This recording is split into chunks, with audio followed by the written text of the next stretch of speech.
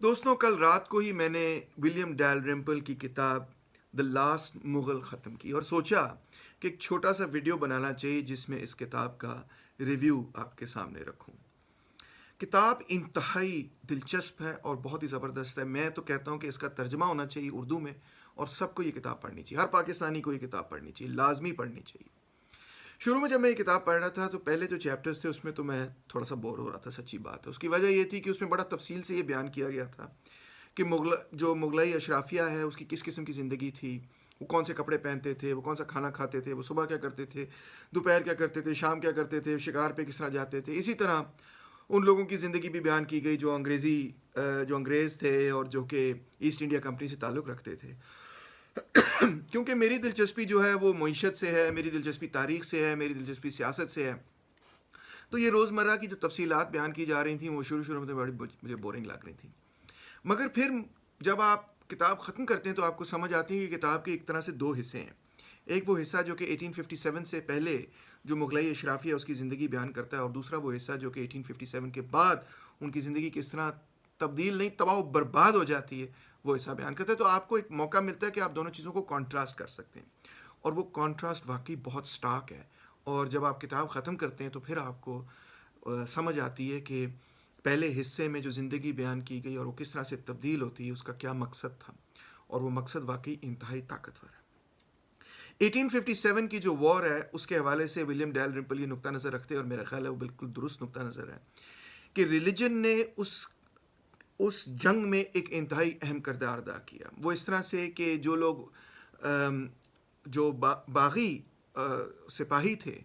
وہ بھی موٹیویٹڈ تھے کہ ہمارے ریلیجن پر ایک اٹیک کیا جا رہا ہے، اور جو لوگ لڑ رہے تھے ان باغی سپاہیوں کے خلاف، یعنی کہ جو ایسٹ انڈیا کمپنی کے لوگ تھے، ان کی تحریریں بھی اگر آپ پڑھیں تو آپ کو نظر آئے گا کہ ہر دفعہ وہ ریلیجن کو کوٹ کرتے ہیں، بائبل کو کوٹ کرتے ہیں۔ تو ایک ایسا زمانہ تھا جب کہ جنگ کے اندر جب بھی دو پارٹیز حصہ لیتی تھیں تو دونوں پارٹیز جو ہیں وہ ریلیجن کو ہمیشہ موٹیویٹنگ فورس سمجھتی تھیں۔ مگر ریلیجن کے اس پردے کے نیچے آپ دیکھ سکتے ہیں کہ مختلف قوتوں کے طبقاتی مفادات بھی آپ کو جھلک کر نظر آ رہے ہوتے ہیں، ان کی جھلکیاں نظر آ رہی ہوتی ہیں۔ مثال طور پہ انگریزوں کے جو مفادات ہیں ایسٹ انڈیا کمپنی کے ساتھ، کمرشل کیپٹلسٹ مفادات جڑے ہوئے، وہ بھی اس کتاب میں واضح آپ کو نظر آ رہے ہوتے ہیں۔ پھر دوسری طرف سپاہیوں کے جو اپنے مفادات ہیں، ان کی جو اپنی سوچ ہے، جس طبقے سے وہ تعلق رکھتے ہیں، وہ آپ کو نظر آ رہی ہوتی، اور مغل اشرافیہ کی جو اپنی طبقاتی سوچ ہے وہ بھی آپ کو بالکل صاف اور وضاحت سے نظر آ رہی ہوتی۔ جنرل پبلک کے جو مسائل ہیں وہ بھی آپ کو نظر آ رہے تھے۔ اگرچہ ولیم ڈیل ریمپل شاید مارکسسٹ تو نہیں ہے، مگر کوئی بھی اچھا ہسٹورین ہو جب تک کہ وہ یہ نہ بیان کرے کہ کس طرح سے مختلف طبقات کے کیا مفادات تھے اور کس طرح سے ان کا اثر سیاست پہ ہوا، سوچ پر ہوا، ثقافت پہ ہوا، تو وہ اچھا تاریخ دان ہی نہیں میں تو سمجھوں گا۔ تو مگر ولیم ڈیل ریمپل نے یہ بہت خوبصورتی سے کیا۔ ایک جو چیز نظر آتی وہ یہ ہے کہ جیسے یہ ریولٹ شروع ہوا، اور اس ریولٹ کو شروع کرنے والے جو لوگ تھے وہ ہندو لوگ تھے۔ منگل پانڈے کا نام آپ نے شاید سنا ہی ہو، مگر جو سپاہی تھے ان میں جن ریجیمنٹس میں سب سے پہلے ریولٹ ہوئی،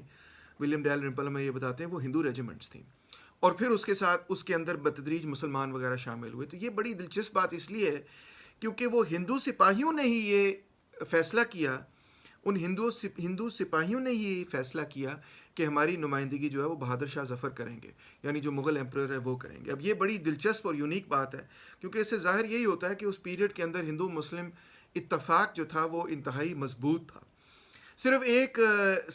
حصے میں اس اتفاق پہ کچھ لوگ ضرب لگانے کی کوشش کرتے ہیں، اور وہ جہادی ہیں جو کہ پنجاب کے تاجر طبقے کی نمائندگی کرتے ہیں، اور وہ کہتے ہیں جب وہ اس کے اندر شامل ہوئے تو انہوں نے کچھ اس میں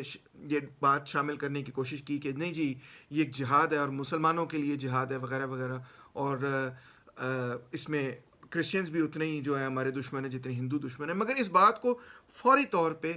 سپاہیوں نے بھی سپریس کر دیا، مغل کورٹ نے بھی سپریس کر دیا، سب نے سپریس کر دیا، اور اس میں بار بار ایمفیسس یہی تھا کہ یہ ہندو مسلم یونٹی پر بنیاد رکھتا ہے۔ میرا خیال ہے یہی سبق لیتے ہوئے برٹش نے پھر بعد میں ہندو مسلم یونٹی کو ایک طرح توڑنے کی کوشش بھی کی، جو کہ انتہائی دلچسپ ہے۔ اب بات یہی ہے کہ یہ جو وار آف انڈیپینڈنس تھی جس کو کہ انگریز میوٹنی کہتے ہیں، یہ کامیاب کیوں نہیں ہوئی؟ تو ولیم ڈیل ریمپل میں سمجھتا ہوں اس کی تین بنیادی وجوہات بیان کرتے ہیں، دو سیاسی اور ایک ملٹری وجہ ہے، اسٹریٹجک وجہ ہے۔ سیاسی وجوہات میں جو سب سے نمایاں بات نظر آتی ہے وہ یہ ہے کہ جو بہادر شاہ ظفر کا کورٹ تھا، یعنی جو مغلائی اشرافیہ طبقہ تھا اس وقت، وہ بالکل بھی اس معاملے میں بالکل اس معاملے میں کنفیوز تھا کہ ہمیں برٹن کا ساتھ دینا چاہیے، ایسٹ انڈیا کمپنی کا ساتھ دینا چاہیے، یا ہمیں اس بغاوت کا ساتھ دینا چاہیے. بالکل ویسیلیٹنگ تھا، کبھی وہ ادھر جاتے تھے کبھی ادھر جاتے تھے. خاص طور پہ بہادر شاہ ظفر کی جو بیگم تھیں زینت بیگم، وہ تو بالکل نظر آتا ہے کہ وہ زیادہ پرو برٹش تھیں اور اپنے لوگوں کی حمایت نہیں کرتی تھیں، اور بہادر شاہ ظفر خود بھی اس معاملے میں ہر وقت ویسیلیٹ کرتے رہتے تھے. اس ویسیلیشن کی وجہ سے ڈسائسو ایکشن جس کی ضرورت تھی وہ ہمیں نظر نہیں آتا. چند مرحلوں میں نظر آتا ہے مگر اوور آل نظر نہیں آتا. اور اسی کا رزلٹ تھا کہ جو سپاہیوں کے جو جرنیل تھے وہ کبھی تبدیل ہوتے رہتے تھے. جب اچھے جرنیل آتے تھے وہ ٹکتے نہیں تھے، اور اس کی وجہ سے ملیٹریلی اسپیکنگ کوئی گرینڈ اسٹریٹجی ڈیولپ نہیں ہو سکی کہ کس طرح سے برٹش کو جو ہے وہ ڈیفیٹ کیا جائے. مثال کے طور پہ ایک سادہ سی بات یہ تھی کہ شروع کے دنوں کے اندر ہی اگر سپاہی جو ہیں وہ ریئر سے اٹیک کرتے، یعنی گھوم کے پیچھے جاتے، فلینک کرتے برٹش کو، اور پیچھے سے اٹیک کرتے، آگے سے پیچھے سے ان کو پنسر موومنٹ میں کرتے، تو شاید وہ بہت جلد کامیاب بھی ہو جاتے. مگر انہوں نے یہ کوشش نہیں کی، وہ سامنے سے فرنٹل اٹیک کرتے رہے. بعد میں 2 مہینے بعد جا کے انہوں نے پیچھے سے اٹیک کیا، مگر اس وقت تک برٹن نے اپنے آپ کو کنسالیڈیٹ کر لیا تھا. برٹن کے پاس بھی جو لوگ لڑ رہے تھے، ان کی فوجوں میں بھی جو لوگ تھے، ان میں پنجابی بھی تھے، ان میں نیپالی گورکھا بھی تھے، ان میں بھی اکثر لوگ جو تھے وہ ہمارے مقامی لوگ ہی تھے. تو بہرحال ایک گرینڈ اسٹریٹجی نہیں بن سکی. اور تیسری وجہ یہ تھی کہ گرینڈ اسٹریٹجی میں ایک اور بات یہ تھی کہ کوئی اچھی انٹیلیجنس بھی نہیں مل رہی تھی باغیوں کو جو وار آف انڈیپینڈنس کر رہے تھے کہ برٹن کی پوزیشن اصل میں کتنی کمزور ہے. اگر ان کو اچھی انٹیلیجنس مل جاتی تو اس میں بھی وہ کامیاب ہو سکتے تھے، جبکہ برٹن کو بہت اچھی انٹیلیجنس مل رہی تھی کہ اندر کیا ہو رہا ہے کیا نہیں ہو رہا. شہر کے اندر جو ایک اور میجر فیکٹر تھا وہ یہ تھا کہ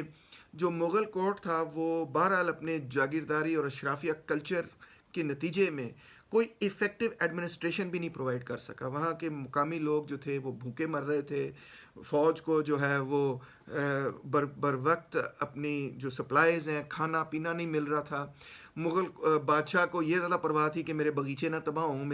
میرا زنانہ جو ہے وہ ٹھیک رہے، میرا حرم جو ہے وہ ٹھیک رہے، مگر ان کو اس کی کوئی پرواہ نہیں تھی کہ فوج کو لڑنے کے لیے کیا چیزیں درکار ہیں، ان کو میں کس طرح پورا کر سکتا ہوں. کہیں پہ یہ نظر نہیں آتا. ان کے ایک بیٹے نے کوشش کی مگر بہرحال that was a little too late. تو اس وجہ سے ان کو جو ہے آخر میں شکست ہوئی. ایک طرح سے آپ یہ کہہ سکتے ہیں کہ یہ اس جاگیرداری مغلائی اشرافیہ نظام کی آخری کوشش تھی اپنے نظام کو بچانے کی، مگر ایک جدید سرمایہ دارانہ قوت کے مقابلے میں وہ بالکل بھی اس چیز کو پورا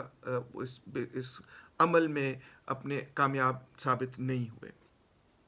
آخر میں یہ کہ میرے لیے بہت ہی دلچسپ بات ایک اور اس کتاب کے بارے میں یہ تھی کہ کس طرح سے صوفی ازم جو ہے وہ مغل کورٹ کا ایک طرح سے اسٹیٹ ریلیجن تھا بہادر شاہ ظفر کے دور کے اندر.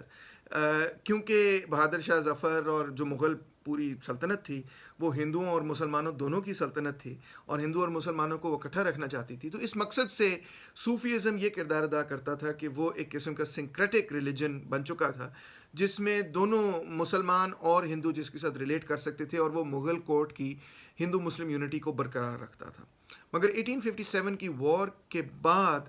جو ڈیفیٹ ہوئی اس میں سے جس طرح سے پھر اس اشرافی مغل کلچر کو نیست و نابود کر دیتے ہیں برٹش اتھارٹیز، جس طرح سے اس کو تباہ و برباد کر دیتے ہیں، بالکل اس کو ریزہ ریزہ کر دیتے ہیں، اس کو پڑھ کے انتہائی دکھ اور افسوس بھی ہوتا ہے.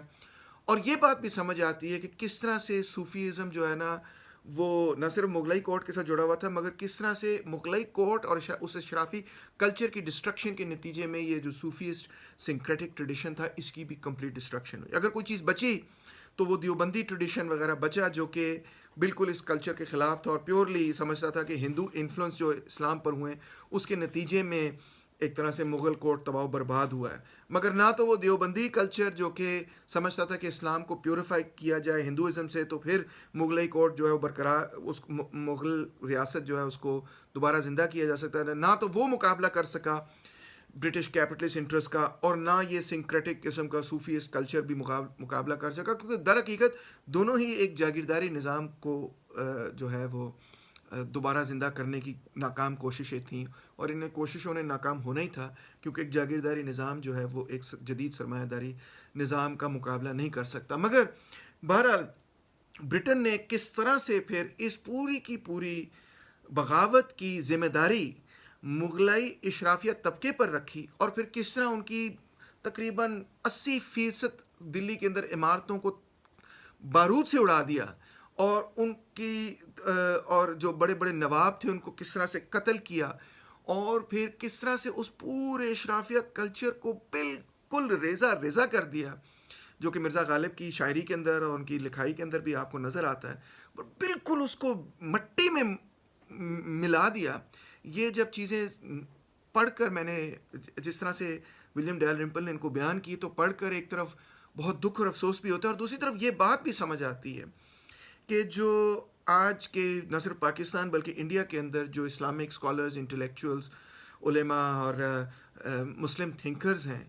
وہ ان کی جو آج سٹیٹ آف مائنڈ ہے، جس کے اندر ایک طرف وہ ویسٹ کو یا تو بالکل اس کے گھٹنوں میں گر جاتے ہیں، یا پھر اس کو ٹوٹلی ریجیکٹ کرتے ہوئے کوشش یہ کرتے ہیں کہ کسی طرح اسلام ریوائیو ہو جائے اپنی پیور شکل میں، ہندوازم سے بھی پاک اور کرسچن یا ویسٹرن انفلوئنسز سے بھی پاک ریوائیو ہو جائے، اور اسی کے اندر امیدیں لگا بیٹھے ہیں کہ اس کے نتیجے میں جو ہے نا اسلامک گریٹنس دوبارہ ریوائیو ہوگی۔